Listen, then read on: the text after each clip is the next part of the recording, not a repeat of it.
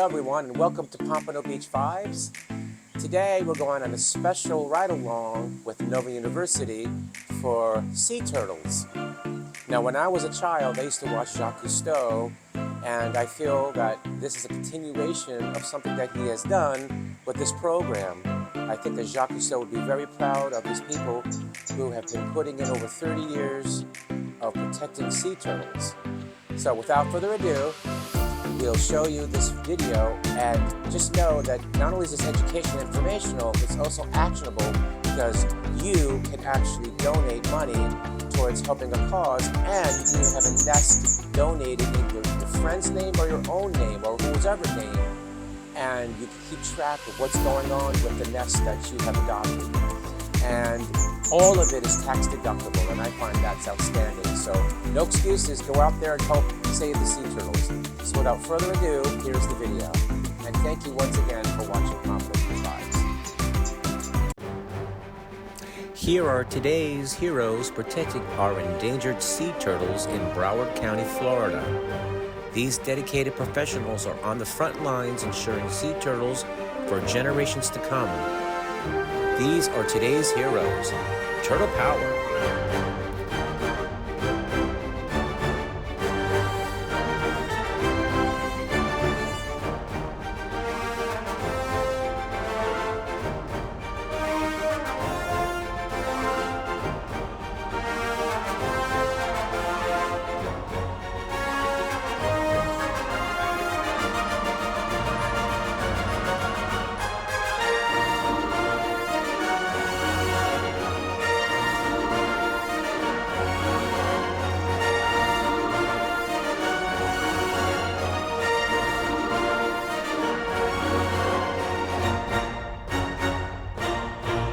I'm Abby Evans. I'm the permit holder and project manager for the Broward County Sea Turtle Conservation Program.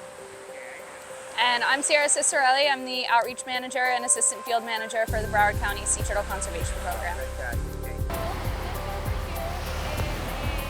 Loggerhead sea turtle nest. At this point you can't really see her tracks too well just because of it being pretty close. So I'll be able to point out the tracks on some of the other nests a little bit better than this one. You can see the outgoing crawl of the turtle a little bit better than anything else. So you can faintly see a flipper mark there. So this is the Loggerhead sea turtle nest. Loggerheads have a track that is characterized by these comma shapes as they crawl. So as they're pushing sand, their rear flippers are making that swoop. So this was her going back into the water. You can tell because the sand is pushed this way. So as she's moving, she's pushing that sand. So she's moving in this direction. So she came in right over this way and then came up to here, and you can see this nice fluffy mound. So this is a standard sea turtle nest. It's turtle here in Broward. Loggerheads make up about 95% of our nest here. So this is 9 times out of 10 the nest that you guys are seeing on the beach. Any of those perimeters lined in pink, most of the time they are loggerheads. So loggerheads begin nesting in April, and they'll go until the end of August into early September or so. When do you start seeing the first eggs? Just When do you start doing it? Start to hatch? when they start to hatch. So when they start to hatch, it's going to be about 2 months from the date that they are first laid. So this nest, for example, will take around 2 months or so, give or take. But different variables such as like the weather, so temperature, rain, all of that can influence how long an egg chamber will take to actually incubate before they hatch out. So Now I have a question for you. People don't know about these ride-alongs, how they can contribute, which helps to the sea turtles. Can you talk about that a little bit, and how they can help with the contribution with the ride-alongs? So yeah, I mean, ride-alongs are something that we offer here and there. It's not something crazy consistent that we do throughout the season, just because there's a lot of field work to be done just in general. But throughout June and July, we do offer a limited set of dates that people can come out on a ride-along and be a sea turtle surveyor for the day with us, and we'll kind of take you through our day-to-day job out here on the beach when we are monitoring and patrolling for turtles. So from the education standpoint, you get to learn and understand a little bit more about the sea turtle nesting biology and different ways that you can help to impact sea turtles in a positive way. So I was asking her a question. I'm yelling. I was asking her a question and how some turtles will go very far to the beach and some will not. She's going to explain what turtles do what. So leatherbacks, which is our first species of sea turtle that hits our beach for nesting, are typically along the midline of beach around here. Then our loggerheads are the lower to midline sections of the beach. They are notoriously lazy compared to some of the other species. And then finally our greens are usually our long distance crawlers. So they are the ones that you'll see going up into the dunes or crawling super long distances. With that being said, there are exceptions to the rule. So we will see different species doing different weird things. So that's just kind of how it goes. But those are the general trends that we typically are observing by those species. Yep, crawls for you to get photos and videos.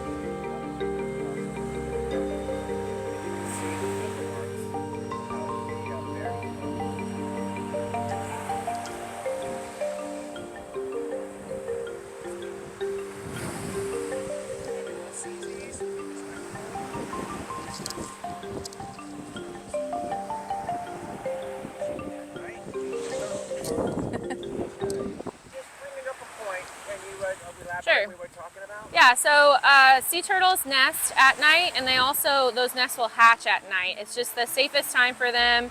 The predators are usually asleep. It's a lot cooler. It's better camouflaging. So on a remote island, the brightest thing out there will be the moon and the stars reflecting off the water. So that's what's going to tell the turtles where to go when they hatch or when they're done nesting. They go to that brightest horizon, which should be the water. When you have beaches like this, like in Fort Lauderdale, you have a lot of light pollution, you have a lot of bars, you have a lot of street lights, cars, people, all of that. So it actually disorients the turtles and they'll end up going the wrong way. So we'll have nests that hatch out and you have hatchlings that crawl all the way into the road and get run over or go into people's pools or anything like that. You have adult nesting sea turtles that will end up in the road, get hit by cars. So they go to that brightest horizon. We call that a disorientation when they go the wrong way. So in this beach, we do put cages over our nests when they're in hatching ranges. So when it's laid, this is a brand new nest, just was laid last night. So we actually have to find where the eggs are. So then when it gets into hatching range, then we can put a cage on top of it. And then we can, when it hatches out, the hatchlings will all safely go into that cage. We'll come out, we'll collect the hatchlings, and then we'll make sure they make it to the water. Well, I have a question regarding the eggs. Sure. How do you protect the eggs from predators? Or are there predators that actually? We do have some predators. It's not as popular down here because there's so many people, but we have ghost crabs that like to eat the eggs. We have foxes. There's some places with coyotes, feral cats, birds, all of that. But for our program, the main basis is to protect the nest from human interaction. So we let the nest do its natural thing. Yeah, exactly. We just want to make sure there aren't any humans accidentally digging in the nest, trampling the nest, anything like that, harassing the hatchlings or the nesting turtles. But everything else we let happen naturally. Narrate. So like Abby was saying, we have to find the egg chambers in these areas since we are going to be installing a cage eventually when it comes into hatch range. So we'll use different characteristics from the actual nest mound itself and characteristics from her crawl to point us in the right direction on where her eggs are located. And then once we successfully find those eggs, we'll tighten up the perimeter and then that nest will be good to go. So for each sea turtle species, they kind of have a different technique as to their laying of the eggs. So loggerheads are a little bit more standard. They are not as aggressive with their digging, so typically your loggerhead egg chambers are about 1 to 2 feet down. Your green sea turtle egg chambers are about 2 to 3 feet down, and then leatherbacks can be anywhere from about 3 feet to 6 feet down. So they can be pretty deep overall, and then each actual egg chamber is holding on average about 80 to 120 eggs. That's a number that there are exceptions to, of course. We tend to see a lower number of eggs sometimes in the leatherback clutches just due to the size of their eggs. Their eggs are the largest of all the species, so it just takes more energy to go into creating those eggs for mom. So sometimes she will have less eggs than, say, a loggerhead that has an egg the size of like a ping pong ball. A lot less energy goes into making that egg as opposed to an egg twice its size.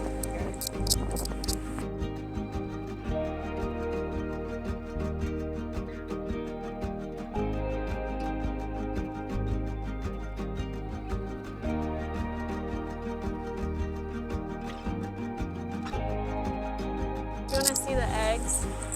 So they look like little ping pong balls.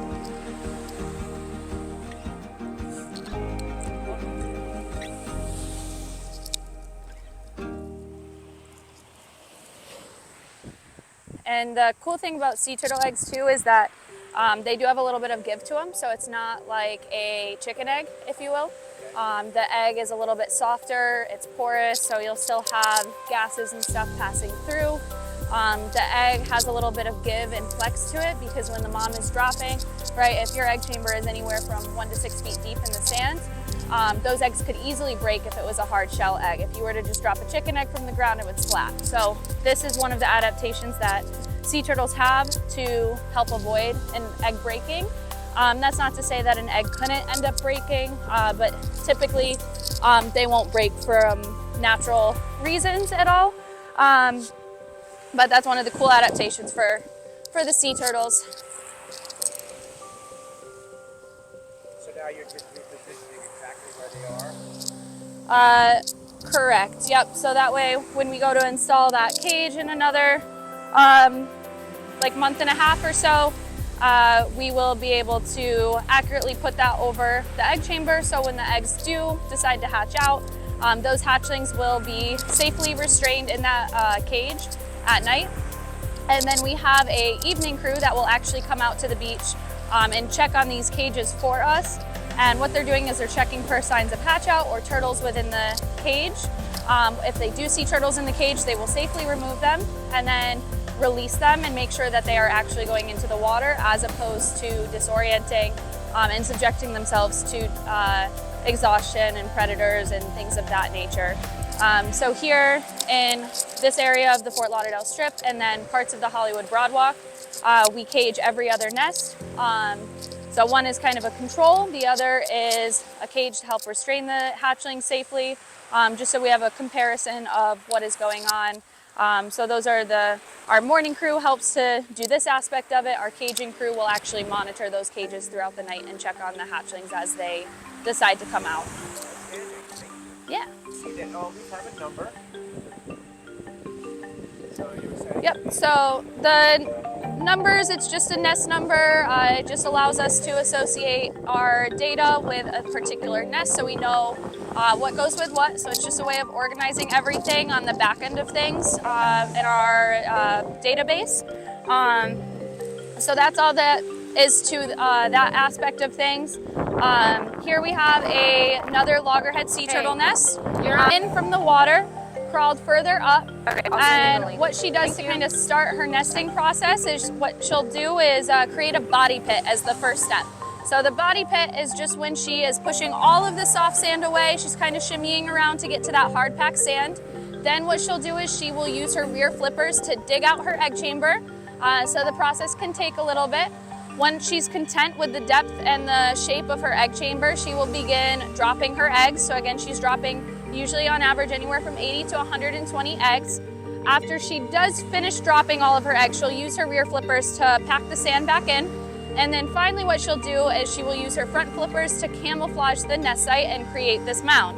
So as she's creating this mound, she's also creating the secondary body pit. So you can kind of see a little bit of a hole in the sand, and that's from her moving some of the soft sand behind her to cover up her eggs over here to allocate protection from predators and things of that nature.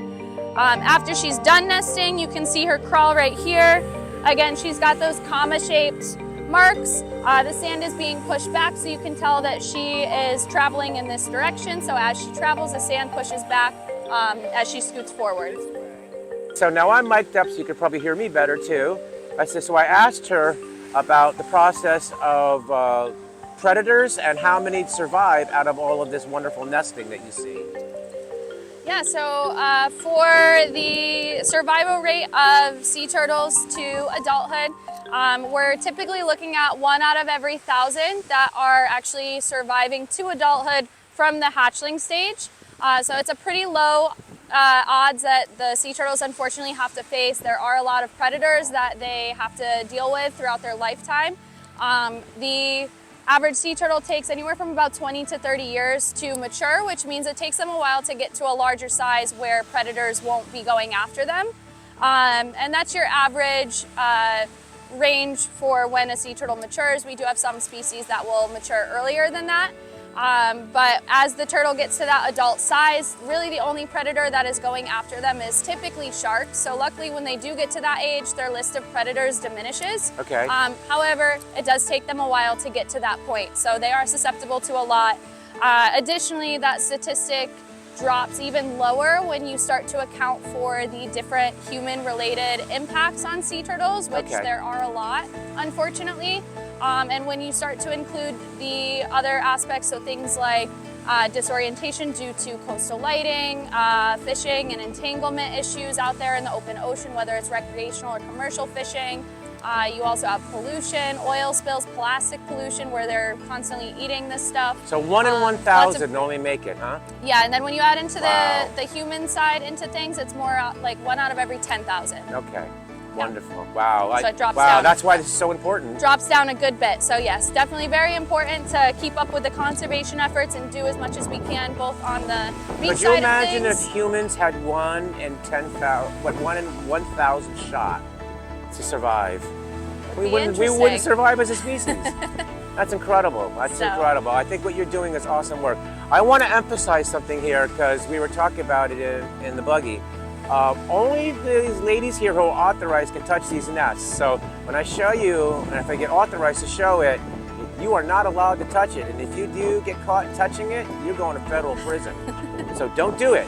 All right? I mean, you heard her, 1 in 1,000 survive. So if you start tampering with the nest, you're making those odds even worse. So don't do it. Do you agree? Definitely. Okay. Where are we at right now? All right, so right now we are at a loggerhead nest. This nest actually hatched out last night. So we actually noticed the hatchling tracks in the sand. So similar to the tracks we saw earlier for the adult, just on a much, much smaller scale. They're usually, depending on the species, but for a loggerhead, around like 1 inch or so. And you can see all of these little flipper marks. It almost kind of looks like really big raindrops kind of hit all over the place. So these are all hatchling tracks that went to the water. And if you look further out, you can actually see the tracks. I don't know how well the camera will pick up on it, but you can see hatchling tracks going towards that water line.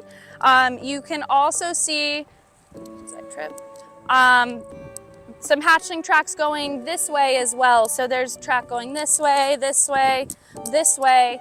In an ideal situation, your tracks for a hatch out should be going directly to the water. Okay. So this is showing signs of disorientation. So because of the coastal lighting, the turtles unfortunately started to go the wrong way. Now sometimes they will correct themselves and figure out their own way.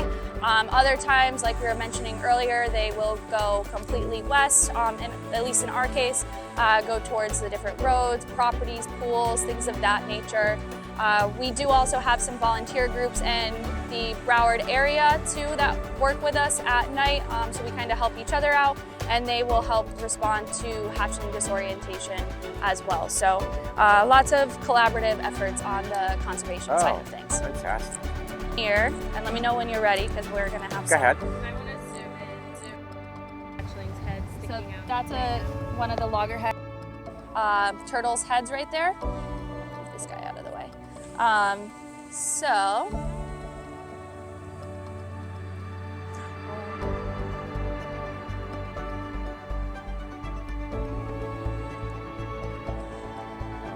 So most of his brothers and sisters already made it out, and now he's the only one left, at least right now, at the surface.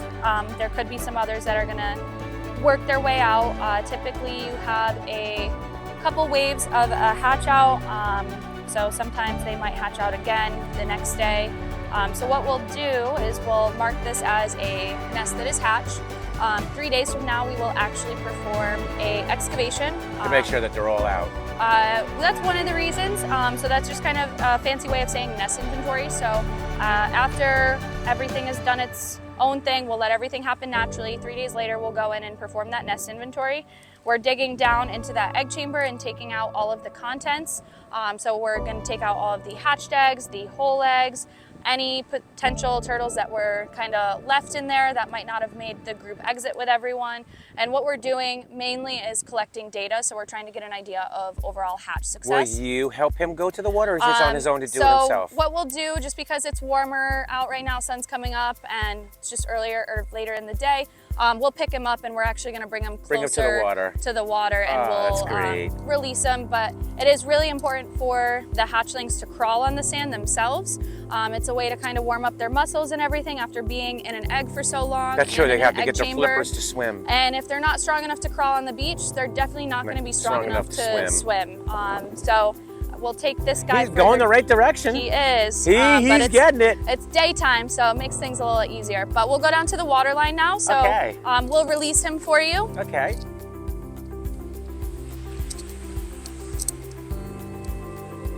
So yeah, and then you can see all of these tracks here a little bit better too. They're more separated. So these are all hatchling tracks. Overall, the nest seemed to do pretty well with going the right way. They're so cute. You can tell the tide was up to here because you don't see the tracks anymore. So, as I was mentioning, it's really important for them to crawl on the sand because of just warming up their body, but also it's important because they are figuring out where they are in the world. So sea turtles are pretty unique, and they will come back within 5 to 20 miles of where they hatched out from to actually nest. So when this turtle matures, what age will he be if he matures? If it's a she would come back? Average age is like 20 to 30 years. So she'll come back and she'll remember. Yep, they'll remember, they'll come back to this general location, they'll breed, and then come back up and nest. So that is one of the other important reasons as to why it's important for them to crawl, so they can use Earth's magnetic fields and kind of figure out where they are, so that way they can come back. So we never want to just put hatchlings into the water or anything like that. They have to build themselves up. Yep, we want to let them do everything as naturally as possible. Oh, that is the cutest thing. And then usually, like I said, hatchlings are coming out at night. Sometimes we will get early morning hatch outs. Like I said, this already hatched out, so he was just kind of stuck at the surface.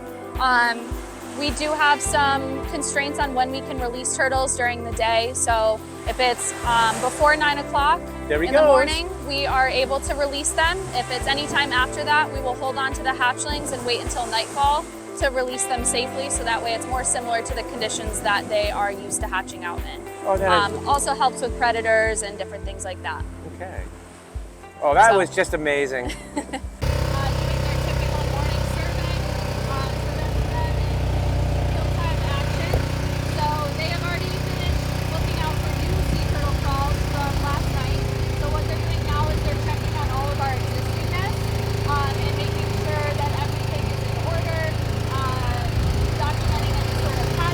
All right, so this is the green. Yep, this is your green sea turtle crawl.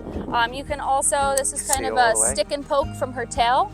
So that's her tail as she's kind of crawling. So that's what that mark down that center line is. And then she obviously went up all the way there. And then there's a fall, so she did not. Correct, yeah, she got up there. She decided she didn't like where she was at. And then she just turned around. So then this is her turning around right here. And then this is her crawl back to the water. Yes, so same sort of deal. You can see her flippers pushing the sand backwards. So she's traveling in this direction. What size would you say this green turtle is? Based on what you see? Green sea turtles are usually around 3 feet in length, sometimes a little bit less, sometimes a little bit more. So they are your largest hard-shelled species of sea turtle. Their track width is not always the most representative of the actual turtle's size, so it's hard to kind of judge just based off a crawl.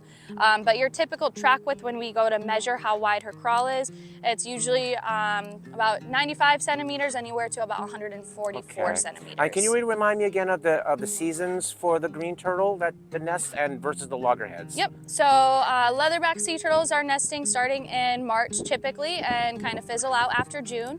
Your loggerheads start nesting in April, and then they will go until the end of August into early September. And then finally we have the greens that hit our beaches in June typically. Sometimes we'll get some hitting us in May, and then they'll go through September, October. So they'll take us through the end of the sea turtle nesting season. Now, do both species, it takes about 2 months for the eggs to mature? Yep, yeah, so pretty much for all species of sea turtle, it takes around 2 months for those eggs to fully incubate and hatch out.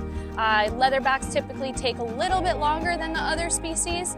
They are also nesting earlier in the season when temperatures are a little bit cooler, so it might take a little bit longer for their eggs to develop, and their eggs are larger as well, so it just takes a little bit more time for them. Let's see. Thank you. Greens are? So greens have like the second largest nesting mound. Loggerheads are the smallest, greens are your medium size, and then leatherbacks are your largest nest mound. So greens typically have a much fluffier mound, and then they also have a super, super large secondary body pit. So we were able to see a secondary body pit on one of the loggerhead nests that she creates as she's camouflaging and throwing sand behind her to cover up those eggs. So when greens do this process, they are crazy with it. It kind of, by the end of it, it typically looks like a bomb or a grenade went off in the sand. So there's just a major hole in the sand next to an explosion of fluffy sand around. So, so you're going to show me a green nest later? Yep, we'll take you to a green nest. Awesome. It was laid a good bit ago, so it's not going to be fresh, but you'll be able to see the characteristics that I'm talking about. It just won't be as characteristic forward, if you will. All right, so look forward to seeing the green. Thank you. Yeah. So far, have you encountered? Off the top of my head, I would have to double check data things. I think at this point we're over 2,000 nests combined, but I wouldn't quote me on that. But just think about that, people. 2,000, roughly, all kinds of turtles who odds are against them. 1 in 1,000. Somehow 2,000 of them have come here. And what are the odds of that? That's like, we're talking the millions, right? And we're all here. And I find that just extremely fascinating. Yeah, and typically we will get anywhere from about like 3,500 nests plus in a nesting season, so we still have room to grow for sure. Our nesting season doesn't end until October 31st, so that number will continue to climb. A few years ago, we actually had a record-breaking season throughout the state of Florida, not just here, for all species of sea turtles. So leatherback, loggerhead, and green all had record years for their nesting. And that was a few years ago, so we were well over 4,000 nests that year. Oh, that's amazing. Which is super exciting. Typically, sea turtles will take a little bit of a break after having a crazy nesting year, just to recoup, gain more energy, all of that stuff that goes into mating and developing eggs, all of that stuff. So maybe next year will be another crazy year. We'll see. How often does a typical female lay eggs? How often? It's tough to estimate because there can be a lot of factors at play. It also depends on your species as well. So loggerheads are typically the quickest with their nesting. Greens take a couple to a few hours. Same thing with your leatherback. So definitely just depends, but typically the larger that nest mound is, the longer it's going to take them to nest. And they're also digging deeper in the sand with those ones, since the green and the leatherback are the two of the largest species of sea turtle we have. They are digging deeper into the sand to create that egg chamber. So by proxy, it's taking them a lot longer. So when a mother comes, how many times would you say a mother would come to lay eggs on a beach? How many times in her life? So on average, within a nesting season, it's typically around 2 to 7 nests within a season. So they'll usually lay a nest and take around 2 weeks or so to kind of relax in the waters, and then they'll come back and do it all again. Wow, so it could be 2 to 7 times in one season. Yep. Wow. Yep. Yeah, they're doing everything they can to ensure the species. That's amazing. All right, so most of these are all loggerhead nests that you guys are seeing right now on the beach. So lots of pink tape and stakes, so that's a sea turtle nest.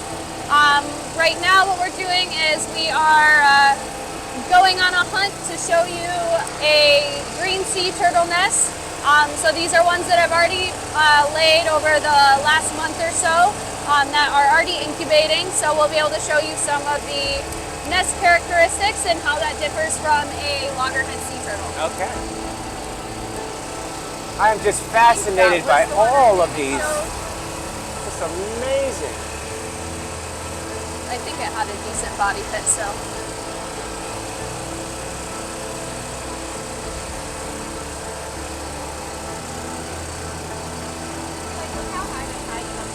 Yeah.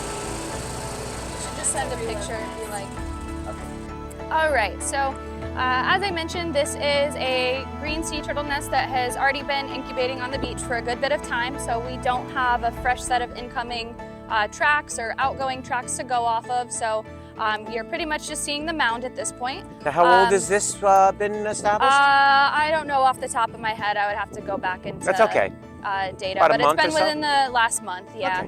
Okay. So we have a fluffy mound here, and then this hole that you're seeing is actually from the sea turtle itself. So greens, when they the final component to their nesting process is the camouflaging step, like other species, but the way they do this is they dig themselves super deep into the ground, and that hole was probably deeper. We'll try to fill them in as much as we possibly can, just so it's not like a massive but they do some damage and dig themselves into the sand as they're throwing sand back on top of their eggs with their front flippers.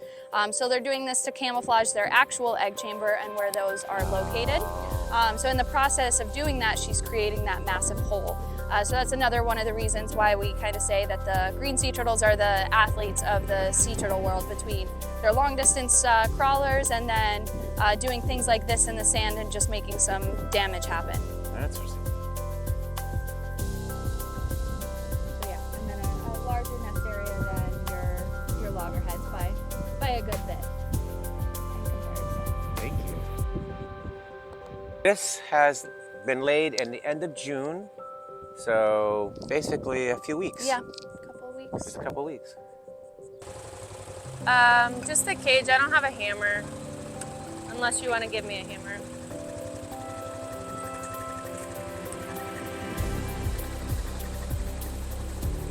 Okay. Yeah, I'll do it. I just need to grab 2 more stakes or one of the sign stake, 1 more stake, and some tape.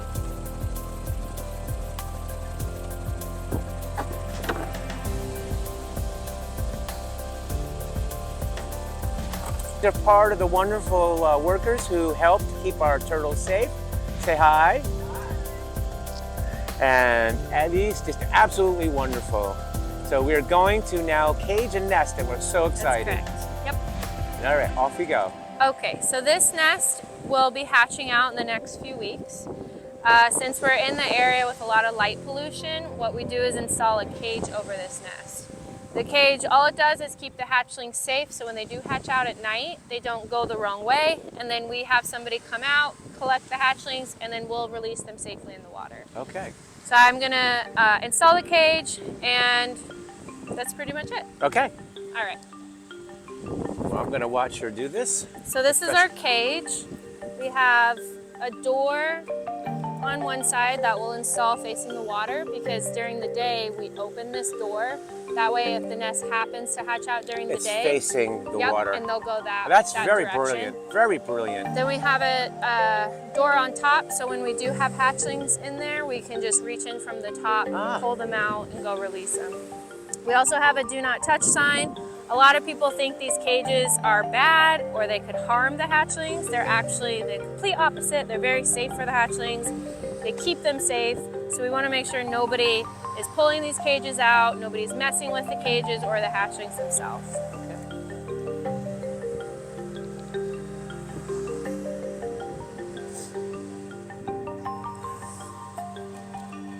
So I basically just make like a little cookie cutter mark in there for it, so I know where I need to dig for the cage. I'm just gonna dig kind of like a trench around for the cage to go in. I do still have to verify, so I'm gonna dig in. This next part is not to be posted. Okay. So when a nest hatches, the hatchlings will actually break out of their eggs, but they won't immediately come to the surface. So right now there are hatchlings down in there, but we don't want to disturb them. We want to wait for the natural process. They're all going to come out together probably in the next night or two, and then they'll get collected from the cage and be released. Okay. So now I'm just going to install the cage to make sure the hatchlings stay safe. And you said you saw a few hatchlings. Yep. Awesome. Yeah. Unfortunately, we can't record a lot of that as protection for them. Yes. But nevertheless, we're going to give you as much as we can. And I'm going to remind you, I can only tell you we're in Fort Lauderdale area. I can't tell you specifically where, and that's the protection of these turtles.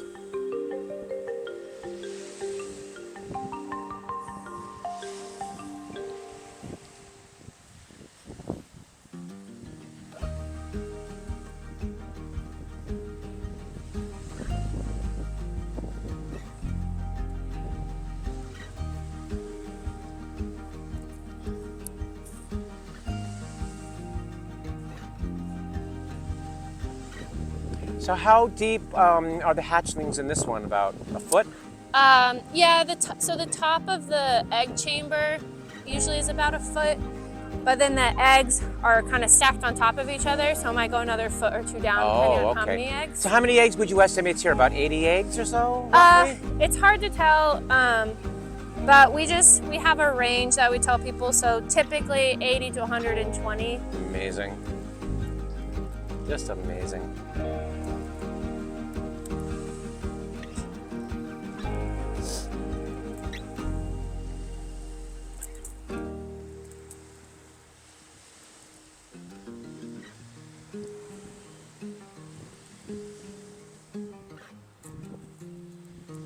So now I'm gonna put sand back in to stabilize the cage, since I dug the sand out.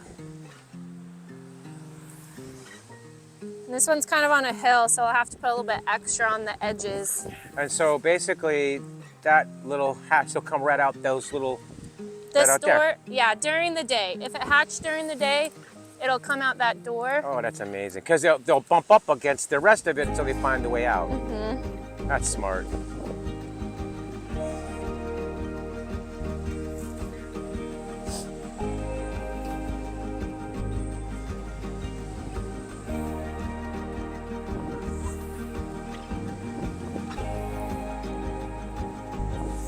It's a very sandy job. Yes. We're always covered in sand.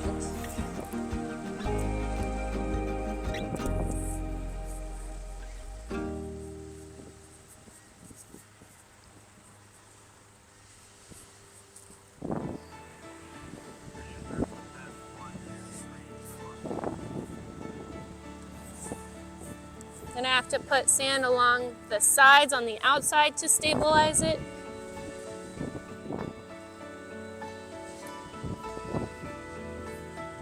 So more than likely, they can leave as early as tonight. Yep. Yeah. That's cool. And what kind of turtle is this one? These are also loggerheads. These are all the loggerheads. Yep. Okay. That's what we saw before, that little black loggerhead? Mm-hmm. Oh, that was so cute.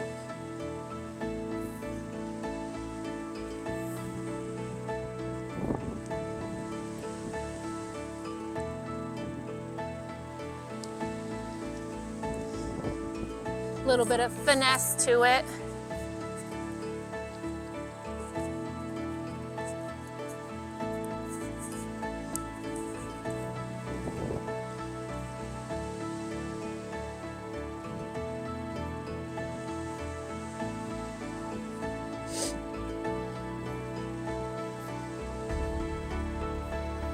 So how long would you keep this here before you would remove it? So we keep it until the nest hatches, and then we let any nest that hatches, we give it 3 days after the first night of hatching before we go excavate it. Okay. So 3 days after it hatches, we'll go in and dig everything out, count how many eggs there were, how deep it was, rescue any stragglers that missed the grand exit.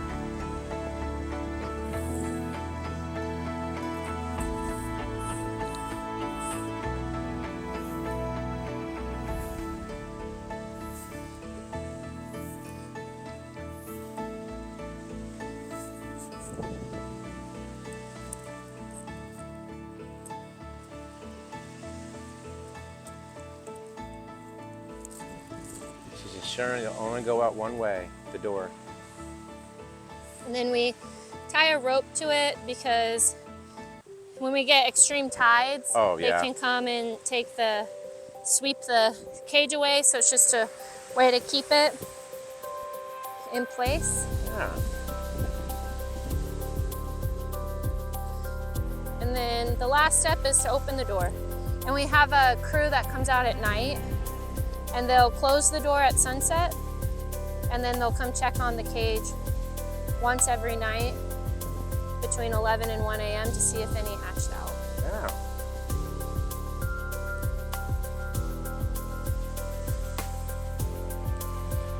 So 11 a.m. to 1 p.m., are you saying? 11 p.m. to 1 a.m. 11 p.m. to 1 a.m. Ah. Since they typically hatch at night, they'll come out around that time. That makes sense. We do add another do not touch sign stake to try to keep the public out That's also why we have double perimeters. Because like I said, a lot of people see the cage, they see hatchlings inside, they think something's wrong. No. They have a good heart, but No. just misinformed. No. Leave it alone. Leave them alone. So if you want to see, this is what we'll put. So we have a please do not touch with our nest sign. We also have a QR code. So if you want to learn why we cage, all the reasons, all the facts about it, you can scan that and it'll take you to something. Outstanding. And then that's our 24-hour emergency hotline. Okay.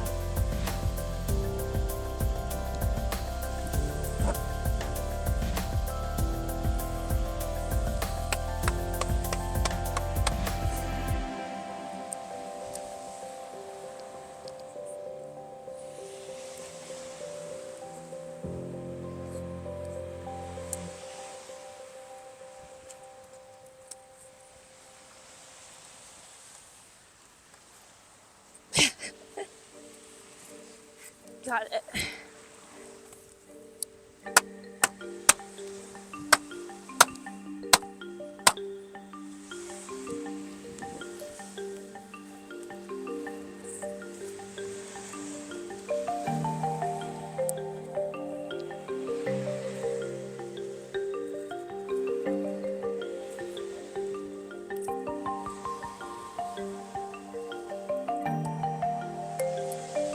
Okay. That's it.